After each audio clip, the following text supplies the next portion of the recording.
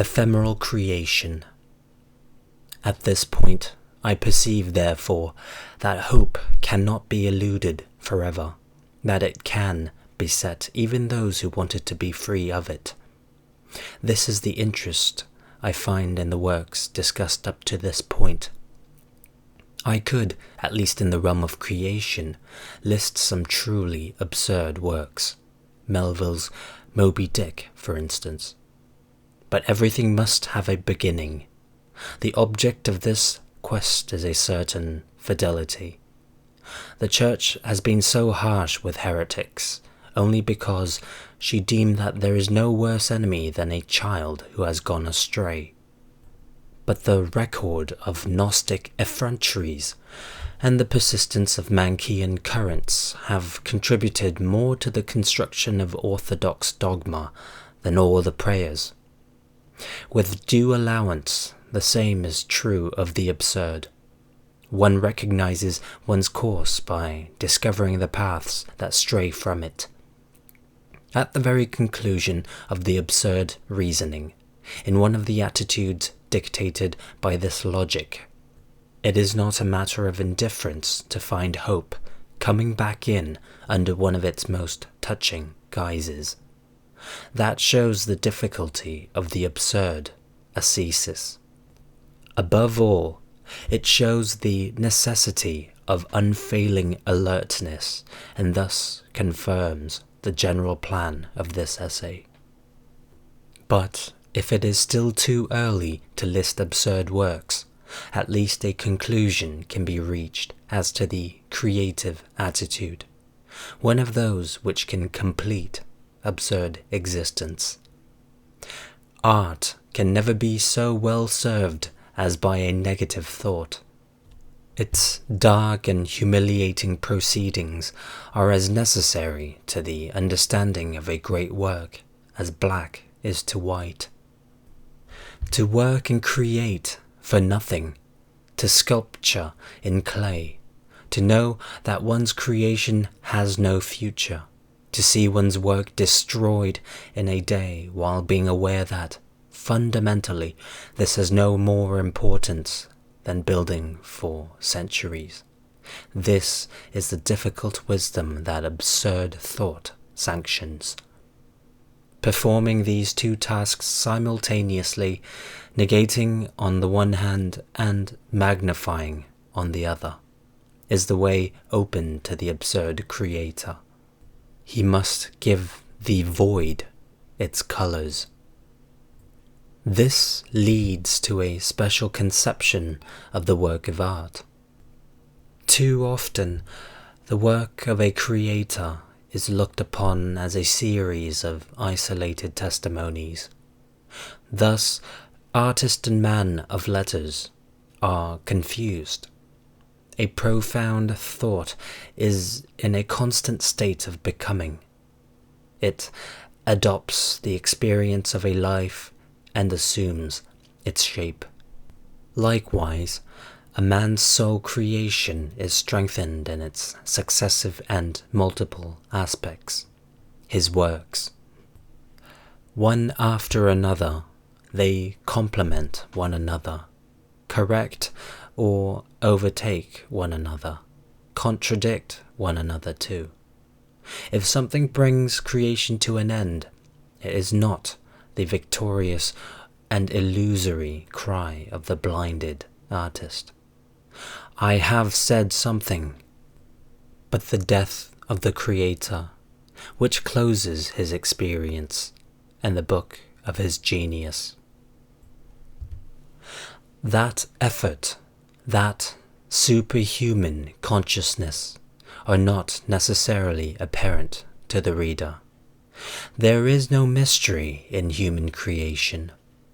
Will performs this miracle, but at least there is no true creation without a secret.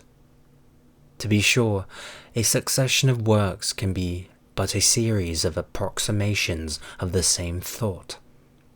But it is possible to conceive of another type of creator proceeding by juxtaposition. Their works may seem to be devoid of interrelations. To a certain degree, they are contradictory, but viewed all together, they resume their natural grouping. From death, for instance, they derive their definitive significance. They receive their most obvious light from the very life of their author. At the moment of death, the succession of his works is but a collection of failures.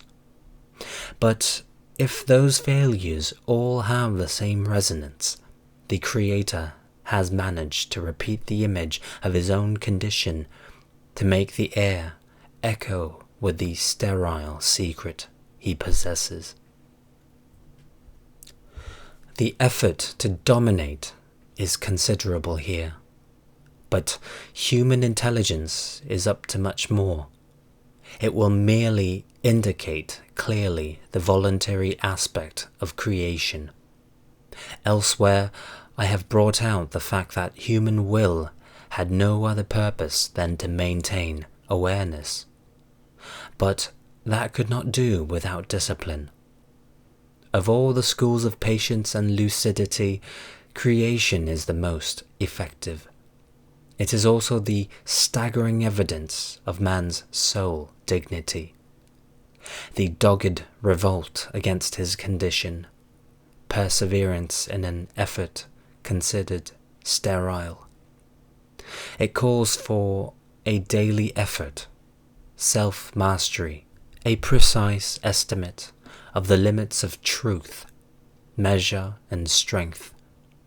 It constitutes an ascesis. All that for nothing, in order to repeat and mark time. But perhaps the great work of art has less importance in itself than in the ordeal it demands of a man, and the opportunity with which it provides him of overcoming his phantoms and approaching a little closer to his naked reality. Let there be no mistake in aesthetics.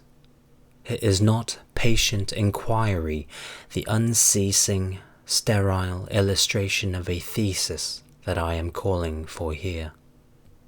Quite the contrary, if I've made myself clearly understood. The thesis novel, the work that proves, the most hateful of all, is the one that most often is inspired by a smug thought. You demonstrate the truth you feel sure of possessing. But those are ideas one launches, and ideas are the contrary of thought. Those creators are philosophers, ashamed of themselves. Those I am speaking of, or who I imagine, are on the contrary, lucid thinkers. At a certain point where thought turns back on itself, they raise up the images of their works like the obvious symbols of a limited, mortal, and rebellious thought. They perhaps prove something, but those proofs are ones that the novelists provide for themselves rather than for the world in general. The essential is that the novelists should triumph in the concrete, and that this constitutes their nobility. This wholly carnal triumph has been prepared for them by a thought in which abstract powers have been humiliated. When they are completely so, at the same time, the flesh makes the creation shine forth in all its absurd lustre. After all, ironic philosophies produce passionate works. Any thought that abandons unity glorifies diversity, and diversity is the home of art. The only thought to liberate the mind is that which leaves it alone, certain of its limits and of its impending end. No doctrine tempts it. It awaits the ripening of the work and of life.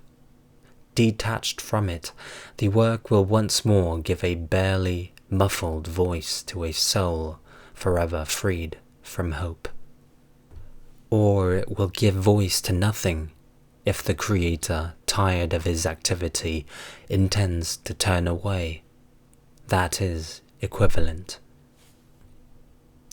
Thus, I ask of absurd creation what I required from thought: revolt, freedom, and diversity. Later on, it will manifest its utter futility. In that daily effort in which intelligence and passion mingle and delight each other, the absurd man discovers a discipline that will make up the greatest of his strengths. The required diligence, the doggedness, and lucidity thus resemble the conqueror's attitude. To create is likewise to give a shape to one's fate. For all these characters, their work defines them at least as much as it is defined by them. The actor taught us this.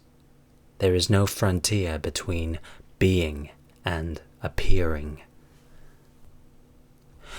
Let me repeat, none of all this has any real meaning. On the way to that liberty, there is still a progress to be made. The final effort for these related minds, creator or conqueror, is to manage to free themselves also from their undertakings, succeed in granting that the very work, whether it be conquest, love, or creation, may well not be. Consummate thus the utter futility of any individual life. Indeed, that gives them more freedom in the realization of that work, just as becoming aware of the absurdity of life authorize them to plunge into it with every excess. All that remains is a fate whose outcome alone is fatal. Outside of that single fatality of death, everything, joy or happiness, is liberty. A world remains of which man is the sole master. What bound him was the illusion of another world, the outcome of his thought, ceasing to be renunciatory, flowers in images. It frolics, in myths to be sure, but myths with no other depth than that of human suffering, and, like it, inexhaustible. Not the divine fable that amuses and blinds, but the terrestrial face, gesture, and drama, in which are summed up a difficult wisdom and an ephemeral passion.